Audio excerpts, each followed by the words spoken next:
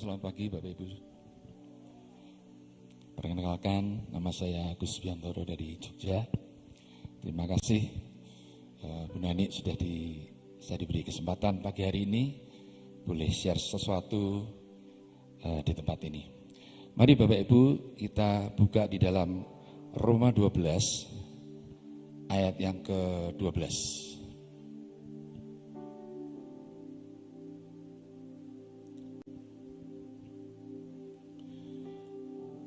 Roma 12 ayat 12, bersukacitalah dalam pengharapan, sabarlah dalam kesesakan, dan bertekunlah dalam doa. Pagi hari ini saya ingin share satu firman yang singkat, ya, tapi saya percaya tidak mudah untuk melaksanakannya, ya, sesingkat firman yang kita baca pada pagi hari ini. Yang pertama dikatakan, bersukacitalah dalam pengharapan. Saudara, ini bersukacita itu adalah merupakan sebetulnya gambaran identitas orang-orang percaya. Itu bersukacita. Ya, firman Tuhan katakan, bersukacitalah senantiasa dalam Tuhan. Sekali lagi ku katakan, bersukacitalah. Enggak ada alasan lain untuk kita itu enggak bersukacita. Cuman sekarang pertanyaannya, apakah kita itu bisa, Bapak Ibu, bersukacita terus, seperti kata firman ini, bersukacita senantiasa. Enggak ada apa-apa, sukacita. Enggak ada apa-apa, sukacita. Kadang-kadang ya secara manusia susah juga. Alasan apa saya harus sukacita? Ya, kita bersyukur, ya, semalam kita terima pelita dari Tuhan, ya, yang menerangikan seluruh kehidupan kita, dan seperti kata firman ini berkata bahwa kita punya pengharapan adanya pelita, ya, itu adalah gambaran daripada terang Tuhan Yesus sendiri, dan itu merupakan pengharapan dalam hidup kita, ya. Sebabnya kita bersukacita. Cuman sekali lagi, kalau terus-terusan, apakah bisa bersukacita? Enggak ada apa-apa kok sudah sukacita. Tapi kalau sekarang dibalik, ya udah, kalau nggak mau sukacita, berdukacita, mau nggak? Oh, berdukacita, ya nggak mau, lebih nggak mau lagi Bapak Ibu. Jadi daripada berdukacita, lebih baik kita bersukacita. Itu memang kekuatan dari Tuhan, bersukacita di dalam pengharapan. Saudara, alasan yang kuat untuk kita bersukacita karena kita punya satu hal yang namanya pengharapan. Kalau nggak ada pengharapan, memang rasanya nggak ada alasan untuk kita bersukacita. Karena pengharapan itu dikatakan seperti sauh yang kuat dan aman buat jiwa kita. Alasan untuk sebuah kapal bisa mendarat sebesar apapun tanpa kena goncangan angin atau ombak, badai, gak bisa mengguncang kapal yang sebesar dan seberat apapun. Kapal yang isinya kontainer, ribuan kontainer, yang jumlahnya mungkin 400 sampai 500 ribu ton, sebelum dia berlabuh di sebuah pelabuhan yang besar, hanya karena sebuah sauh, sebuah jangkar yang besar, itu membuat kapal itu menjadi tenang. Seberapa besar beban yang kita bawa dalam hidup kita, ya, selama kita punya sauh, membuat jiwa kita menjadi tenang. Sauh juga gambaran daripada kekuatan di dalam Tuhan. Jadi bersukacitalah dalam pengharapan. Tidak ada alasan buat setiap kita untuk kita nggak bersukacita. Ingat, kita masih punya pengharapan, masa depan kita masih ada. Sesulit apapun di tahun ini, saya percaya pelita Tuhan sudah menyala, ya, tidak ada alasan untuk Tuhan tidak menyertai kita selama kita percaya. Nah, yang kedua dikatakan Bapak Ibu, bersabarlah dalam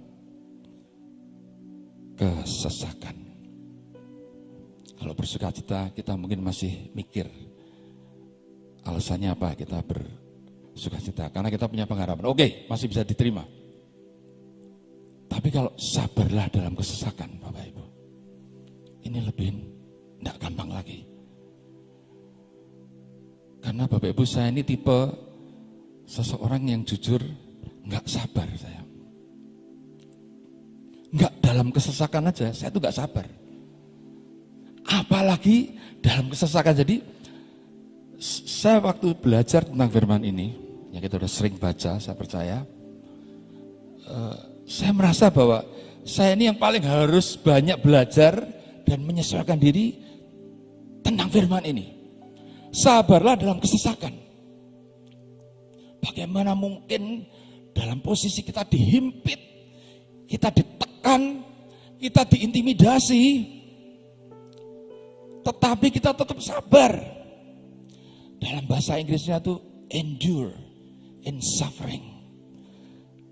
Tahan banting. Kita mau dibanting, kita mau di apa Bapak Ibu ditabrakkan dengan hal-hal yang mungkin kita nggak suka, hal-hal yang keras, hal-hal yang mengancam jiwa kita, keselamatan kita. Dikatakan kita tetap bisa endure, bertahan. Ada kekuatan untuk bertahan. Ini yang penting Bapak Ibu. Ada kekuatan untuk bertahan sesulit apapun masa yang kita akan alami hari-hari ini. Apalagi dikatakan ya, kegelapan akan datang di tahun 2022 ini. Kita mempersiapkan diri untuk kita bersabar dalam kesesakan seperti apapun. Endure in suffering.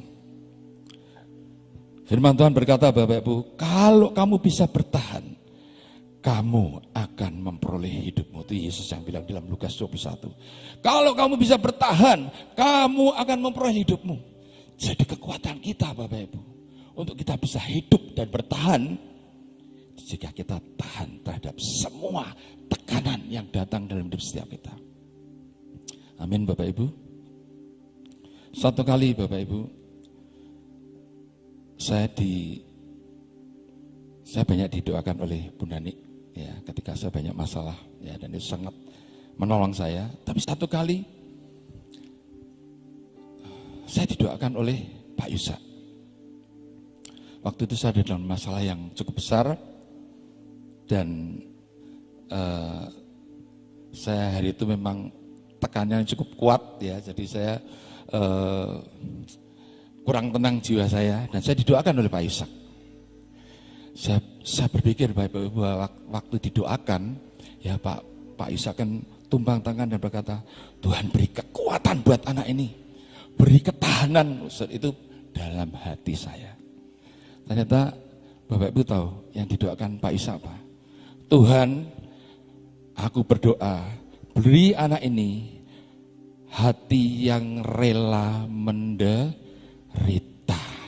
Saya langsung plak, aduh, kita ini udah banyak tekanan Bapak Ibu.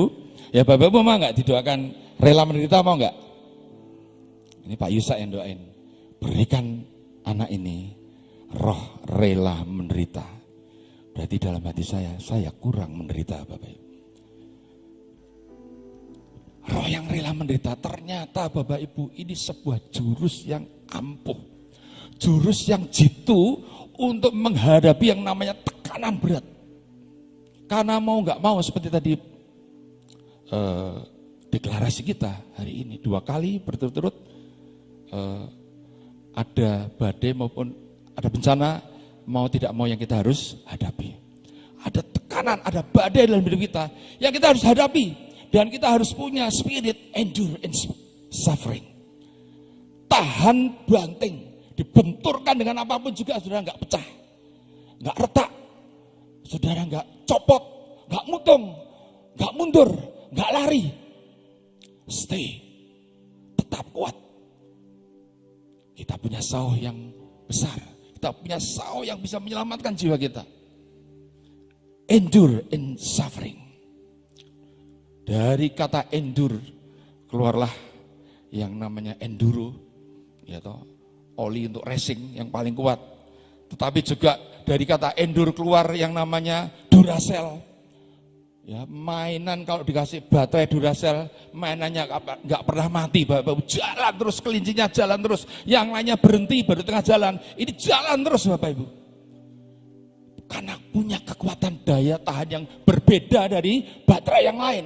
Dia punya Duracell, dia punya endurance, daya tahan yang kuat. Yang mengalahkan jenis baterai yang lain. Kalau kamu tetap bertahan, tahun 2022 ini kita semua akan memperoleh hidup kita. By your endurance, you will gain your lives. Kalau kamu punya daya banting, kalau kamu tidak orang yang mutungan, kamu akan bisa hidup di tahun 2022 ini, bahkan kamu bisa survive, kamu bisa mengalami kekuatan, kelimpahan. Amin, Bapak Ibu. Bapak Ibu, satu kali senar gitar saya itu putus. Dan saya minta tolong kepada supir saya untuk membelikan sebuah senar gitar di sebuah toko alat musik. Waktu itu karena terburu-buru, saya nggak sempat sebutkan mereknya.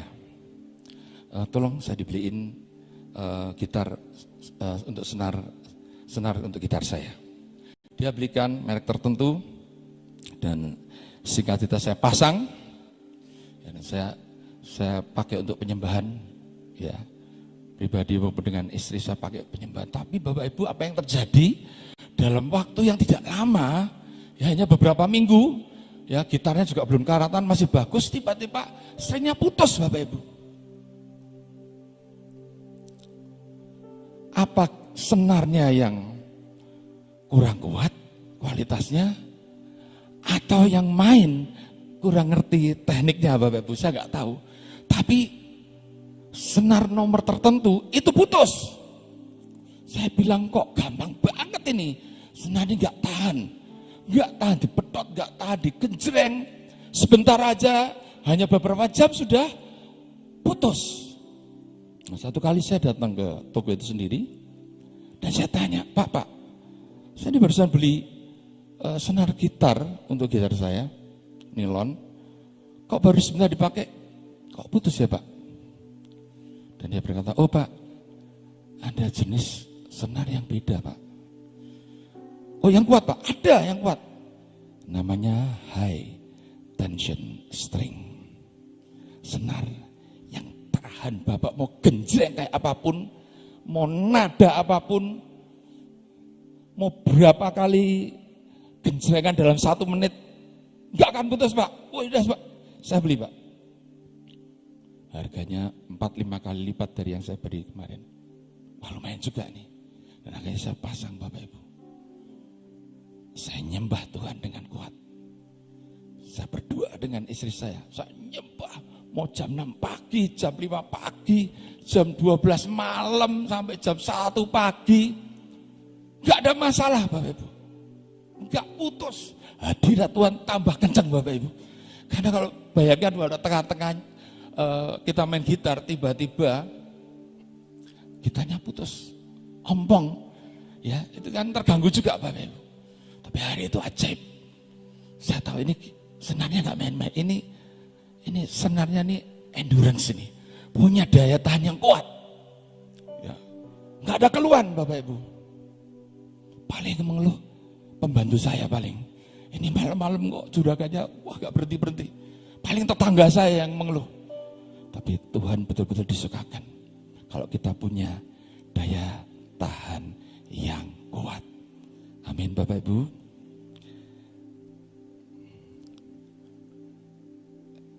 Yang berikutnya, bertekunlah dalam doa. Saya bersyukur bahwa saya banyak diinspirasi secara roh dari tempat ini dalam soal berdoa, ya, memuji, menyembah Tuhan seperti tadi praise worship.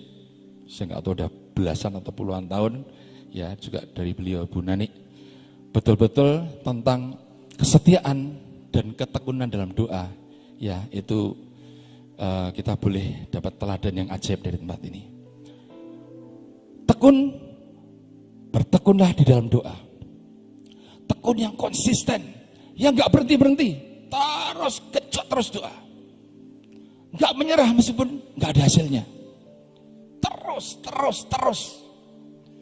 Yang pertama bersukacita dalam pengharapan, yang kedua sabar dalam kesesakan, yang ketiga bertekunlah dalam doa. Bapak Ibu, beberapa waktu yang lalu, ya kira-kira 1,5 tahun yang lalu, ada sebuah kejadian yang menimpa hidup saya. Saya ini berjualan sambal, Bapak Ibu, ya, sambal untuk mie ayam itu yang di jalan itu. Dan ada satu tempat di mana di Yogyakarta itu konsumsi dari sambal itu cukup banyak, ya, terutama kalau dulu sebelum PPKM itu anak-anak sekolah kalau pas istirahat selalu mereka mengkonsumsi pakai sambal kami. Dan satu kali Bapak Ibu disurvei oleh guru dari sebuah sekolahan, kenapa anak-anak itu kalau jam istirahat mereka berkumpul, mereka berkerumun dan mereka tuh makan dengan asik. Diselidiki dan ternyata salah satu yang dipegang adalah sambal dari kami. Saya nggak produksi, Bapak, saya hanya jual. Ya, jadi yang produksi adalah orang lain. Nah, satu kali guru ini diteliti oleh guru ini ternyata tidak didapati expired date-nya. Ya nggak ada, jatuh temponya nggak ada. Tapi sebenarnya ada, Bapak, di paling ujung bawah itu diimbus, jadi nggak kelihatan karena kalau siang nggak terlalu kelihatan. Tapi singkat cerita akhirnya guru ini melapor ke BPOM setempat dan akhirnya sampai ke pusat di Jogja maksudnya. Dan singkat cerita, ya itu tempat kantor kami itu digerebek oleh petugas BPOM dengan cepat sekali. Pas hari itu kiriman sambal baru datang 2 truk, Bapak Ibu, langsung disita semua, nggak pakai banyak macam-macam, langsung mereka buat surat penyidikan, penyitaan, pokoknya saudara itu pokoknya ajaib sekali, ya itu 2 truk langsung dibawa ke kantor Balai POM untuk disita. Dan saya juga di BAP. Pertama saya dipanggil sebagai saksi dan juga beberapa staf, ya semua juga beberapa itu bagian produksi, bagian sales, gudang yang terima barang itu semua dipanggil oleh Balai POM.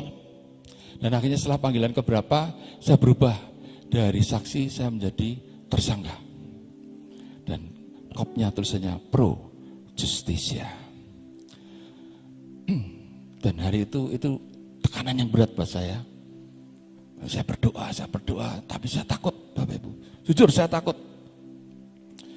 Karena Bapak Ibu ancamannya denda 2 miliar atau ditahan penjara 5 tahun.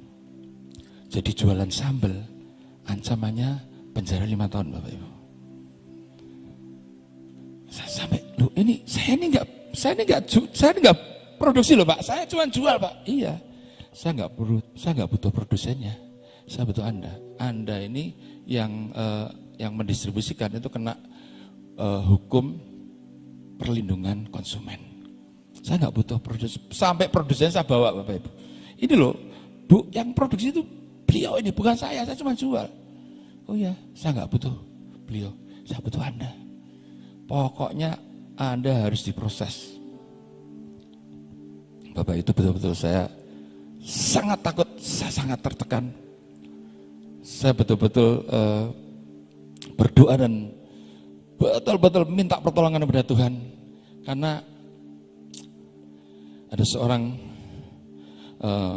teman saya, pengamat hukum, yang berkata, kamu 1000% pasti penjara. 1000%. Karena kamu sudah tersangka. Kalau sudah tersangka, itu udah naiknya ke provinsi, bahkan ke pusat. Jadi kasusmu sudah sampai di Jakarta pun udah tahu.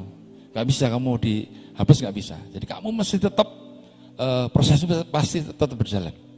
Kamu tetap pasti akan diproses.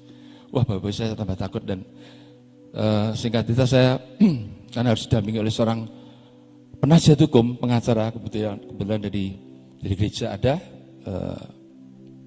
Saya minta didampingi ya, setelah konsultasi macam-macam, ya ketika dia membaca berkasnya, pengacara ini, saya ini butuh, Bapak Ibu, saya butuh kata-kata yang menguatkan saya, hukum-hukum yang menguatkan saya. Saya ini harus dilindungi dengan hukum-hukum sehingga dari pemerintah tidak bisa mendakwa saya lagi. Tapi Bapak Ibu tahu pengacaranya bilang apa? Pengacaranya bilang, Pak Gus, saya katakan Pak Gus harus siap sore ini. Kenapa Pak? Sangu celana pendek kolor sama kaos oblong. Loh kenapa Pak? Kalau dijemput nanti malam Pak Gus tidak, jadi Pak Gus tidak kaget. Waduh, ini kan malah tambah membuat saya deg-degan Bapak Ibu. Suruh sangu celana kolor, bukan dilindungi Bapak Ibu. Oh, ini hukumnya ini coba nanti saya akan bela, saya akan naik. Bukan, suruh sangu celana kolor Bapak Ibu. Dunia tidak bisa melindungi, dunia tidak bisa memprotek kita. Tapi sekali lagi bertekun dalam doa. Saya tiba-tiba, Bapak Ibu, saya bisa menemukan, saya bisa dapat firman di dalam Kolose 2 ayat yang ke-14, 15 dan 16. Kolose 2 ayat 14, 15, 16. Dengan menghapuskan surat hutang oleh ketentuan-ketentuan hukum mendakwa dan mengancam kita, dan itu ditiadakannya. Ya, jadi surat hutang dihapus, ketentuan hukum yang mendakwa dan mengancam kita itu ditiadakan. Bapak saya belajar ya melihat hukum kerajaan Allah lebih daripada hukum dunia. Meskipun dunia juga penting. Ayat 15, ia telah melucuti pemerintah-pemerintah dan penguasa-penguasa dan menjadikan mereka tontonan umum dalam kemenangannya atas mereka. Jadi semua kekuatan musuh akan dilucuti. Ini saya deklarasikan, saya perkatakan terus Bapak Ibu. Dan ayat ke-16 ini yang A ya, yang A. Ini ajaib. Karena itu janganlah kamu biarkan orang menghukum kamu mengenai makanan. Betul ya? Mengenai makanan. Janganlah kamu membiarkan orang menghukum kamu mengenai makanan. Saya langsung nangkep Bapak Ibu. Ini proteksi Tuhan. Ini jaminan Tuhan. Saya pasti enggak dihukum. Karena Tuhan sudah memberikan firman. Itu saya pegang Bapak Ibu. Dan satu kali Tuhan, saya bilang Tuhan ini penasihat hukumku malah enggak bisa melindungi saya, malah nyuruh saya pakai bawa celana kolor. Ini tidak ada alasan kekuatan hukum yang bisa menopang saya. Tapi Tuhan, aku percaya Tuhan, Engkau bisa menyelamatkan aku. Dan Bapak Ibu, hari itu saya seperti dapat penglihatan ya. Saya ditemui oleh Tuhan Yesus di sebuah taman ya, seperti di tamannya Bu Nani. Ada kursinya yang panjang dan Tuhan Yesus duduk di situ dan dia nyuruh saya duduk di sampingnya. Saya merasakan Bapak Ibu itu di Taman Getsemani karena saya dengar ada aliran sungai yang kecil. Dan Yesus berkata, loh Tuhan ini kan Taman Getsemani. Iya betul. Kenapa Tuhan? Aku menemui engkau di Taman Getsemani. Tempat di mana aku dihukum. Supaya engkau tidak perlu menjalani hukuman itu. Waduh saudara, saya dapat firman, kedua saya dapat penglihatan yang kuat. Saya pegang itu dan saya perkatakan terus. Bapak Ibu, itu prosesnya tidak terus langsung besok. Tidak, bisa tetap wajib lapor tiap minggu, wajib lapor seperti betul-betul seperti orang buronan Bapak Ibu. Kira-kira sampai 1 tahun, kira-kira 1 tahunan kira-kira. Sampai bukunya itu sampai berapa lembar, so, tanda tangan saya terus. Saya bilang, Tuhan ini, saya sudah deklarasikan Tuhan, kok belum selesai? Terus pokoknya kerjakan. Tapi saya merasakan Bapak Ibu, secara atmosfer itu sudah betul-betul sudah, ya saya merasakan bahwa kemenangan itu sudah diberikan. Meskipun hasilnya belum saya lihat.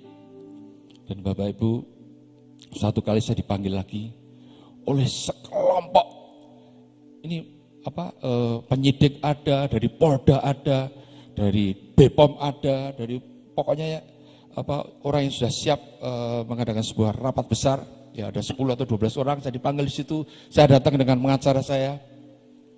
Dan saya hari itu deg-degan banget, aduh ini apa lagi? Tuhan tolong Tuhan, saya takut Bapak Ibu. Dan ketua penyidiknya bilang, Pak Gus, ini proses sudah 1 tahun lebih. Dia bilang ini, kami dari BPOM sudah menyerah. Saya nggak tahu gimana, proses hukum Bapak tidak bisa dilanjutkan. Saya cuma diam aja. Dalam hati, puji Tuhan. Itu Pak, saya akan memberikan surat SP3 kepada Bapak. SP3 tahu ya Bapak Ibu, surat perintah penghentian penyidikan. Jadi penyidik meng-cut off sendiri, membatalkan semua dakwaan-dakwaan. Tapi dengan satu syarat Pak. Apa Bapak Ibu tahu enggak? Ini yang begitu selama ini menyeramkan hidup saya. Dia ngomongnya, tolong Pak, kami jangan digugat ya Pak. Mari kita beri tepuk tangan buat Tuhan kita. Kita punya Allah yang hidup. Amin Bapak Ibu. Seberat apapun yang kita akan hadapi, yang pertama, bersukacita dalam pengharapan, sabar dalam kesesakan, dan terus bertekun dalam doa. Amin. Mari kita tundukkan kepala. Kami mengucap syukur Tuhan buat pagi hari ini. Kami percaya Tuhan, tidak ada alasan buat kami untuk tidak bersukacita, sebab pengharapan kami di dalam Tuhan tidak pernah hilang. Kami percaya Tuhan, Engkau memberikan kepada kami kekuatan untuk kami tetap bisa bersabar dalam kesesakan. Apapun yang kami hadapi, masalah virus, masalah keuangan, keluarga, rumah tangga, bahkan sakit penyakit, kami percaya satu kali Tuhan beri kekuatan, satu kali Tuhan beri anugerah yang ajaib di tengah-tengah kami, supaya kami tetap punya kekuatan untuk bertekun di dalam doa. Terima kasih Tuhan, dalam nama Tuhan Yesus kami meteraikan jadi seperti yang Kau mau, dalam nama Tuhan Yesus. Amin. Amin. Terima kasih, Tuhan memberkati. Saya mengenal Pak Gus sudah terlalu sangat lama ya.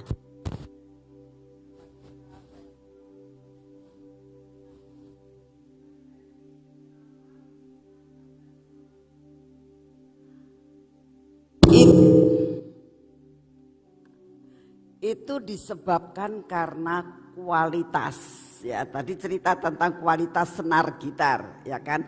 Nah, karena satu harganya mahal ya. Kita lihat ada harganya mahal, kualitasnya bagus. Nah, saudara tahu bahwa saudara itu sudah dibeli dengan harga yang mahal. Ya. Saudara dibeli dengan darah Yesus itu mahal banget loh. Itu perlu dihargai. Satu. Yang kedua, kualitas Yesus itu kualitas yang tahan banting. Dicela, dihina, dipecut, sampai disalib tidak keluar suara. Ya. Nah, kita tahu dua hal ini yang mengakibatkan bisa tahan banting, ya.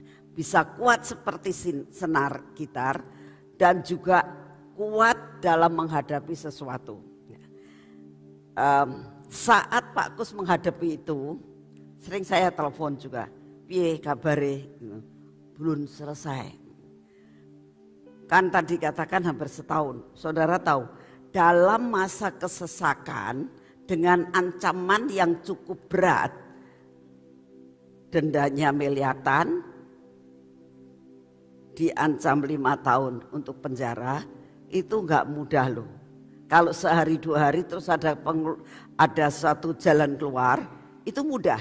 Tapi setahun lebih, setiap kali, setiap hari dia mesti lapor. karena seperti tahanan luar gitu ya. Setiap hari harus lapor. Saya weslah sabar, saya bilang gitu. Semua akan ada akhirnya.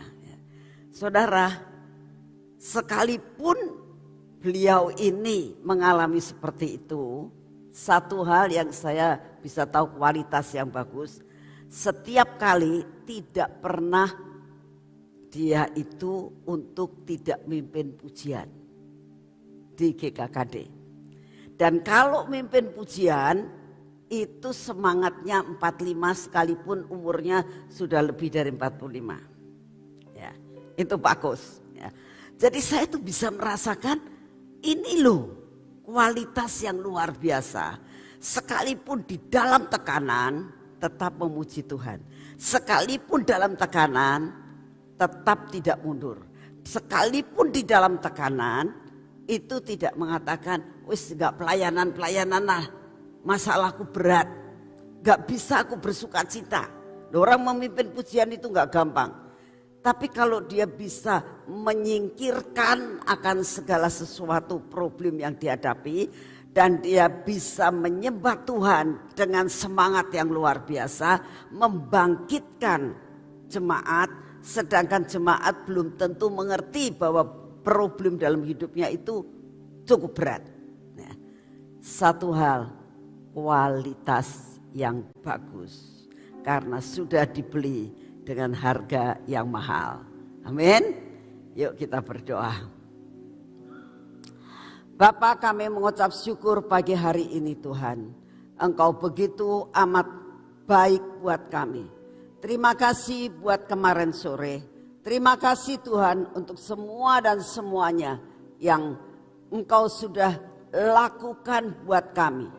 Terima kasih Tuhan untuk kesaksian, khotbah, renungan yang kami terima pada pagi hari ini. Terima kasih Tuhan untuk praise and worship selama 1 jam. Terima kasih Tuhan Engkau lakukan semua yang sangat baik buat tempat ini, buat semua pendengar, buat semua yang pada hari ini streaming, buat semua yang ada di tempat ini. Terima kasih untuk kasih setia anugerah-Mu. Bapak, saat ini kami tetap mau berdoa buat bangsa dan negara kami ya Tuhan. Kami tetap mau menjadi pelita buat bangsa dan negara kami Tuhan Yesus. Bahwa pelita ini harus menyala. Kami harus menjadi berkat. Salah satu daripada apa yang harus kami lakukan. Kami mau tetap menjadi berkat untuk mendoakan bangsa dan negara kami. Bapa, saat ini kami minta di dalam nama-Mu. Perlindungan yang daripadamu terjadi atas bangsa kami. Kami berdoa Tuhan. Biarlah semua malapetaka yang Kau izinkan terjadi tidak akan membawa sesuatu korban yang luar biasa yang banyak. Tapi Engkau buat minimal semua akan apa yang menjadi korban Tuhan. Baik korban jiwa maupun korban materi. Bapak, kami juga berdoa saat ini. Kami minta di dalam nama-Mu. Biarlah perlindungan-Mu terus turun atas hidup bangsa dan negara kami. Sampai dilepaskan daripada semua virus. Terima kasih untuk kasih setia-Mu. Kami tetap berdoa buat pemerintahan daripada Bapak Presiden kami. Engkau yang akan terus melakukan sampai garis akhir. Bahwa Bapak Presiden kami dapat menyelesaikan semua dengan finish strong. Terima kasih untuk kasih setia-Mu yang tidak pernah berubah. Terima kasih Bapak. Kalau kami boleh berada di tempat ini. Kami percaya semua yang Kau anugerahkan kepada kami, pelita, pengurapan akan tetap menjadi milik kami untuk kami boleh menjadi terang dimanapun Engkau tempatkan kami. Terima kasih untuk semua dan semuanya ini. Dalam nama Tuhan Yesus kami sudah berdoa. Mari kita masuk dalam pengurapan, kita bangkit berdiri, kita ambil minyak urapan. Saudara bisa pakai minyak urapan yang kemarin, sekalipun sedikit tapi saya kira masih bisa dipakai lagi. Bapa, biarlah gelora cinta kami mula-mula Tuhan, itu ada dalam hidup kami. Di dalam nama Tuhan Yesus, Biarlah pengurapan yang berasal daripadamu turun atas kami, turun atas mata kami, turun atas telinga kami, dan turun atas bibir mulut kami. Tuhan, biarlah hati kami tetap mempunyai cinta yang membara. Dalam nama Tuhan Yesus, semua roh keraguan kami, jikalau saat ini kami mulai meragukan Engkau, menjadi tidak percaya, menjadi dalam kesesakan, kita mulai mundur, tarik kami kembali ya Tuhan. Kau berkati tangan kami, menjadi tangan yang dapat melakukan segala sesuatu, oleh karena Engkau yang bekerja di dalam kami.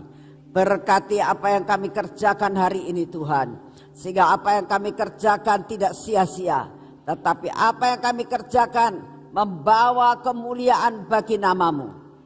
Biarlah kaki kami juga kami olesi minyak Tuhan, supaya kaki kami ini berjalan pas seperti yang Engkau mau. Kemanapun kami pergi, kami tahu Engkau yang memimpin kaki kami ini. Terima kasih untuk kasih semuanya. Kami berdoa Tuhan, biarlah anugerah, berkat yang terbaik yang Kau sudah sediakan buat kami hari ini, kami terima dengan utuh. Segala pujian, hormat dan syukur kami naikkan di hadapan-Mu. Di dalam nama Tuhan Yesus kami sudah berdoa. Amin. Saudara, saya mau sampaikan terima kasih untuk saudara-saudara yang dari luar kota yang pagi ini datang juga. Kami berdoa supaya saudara pulang dari tempat ini menjadi terang yang berasal dari Tuhan. Tuhan Yesus memberkati saudara.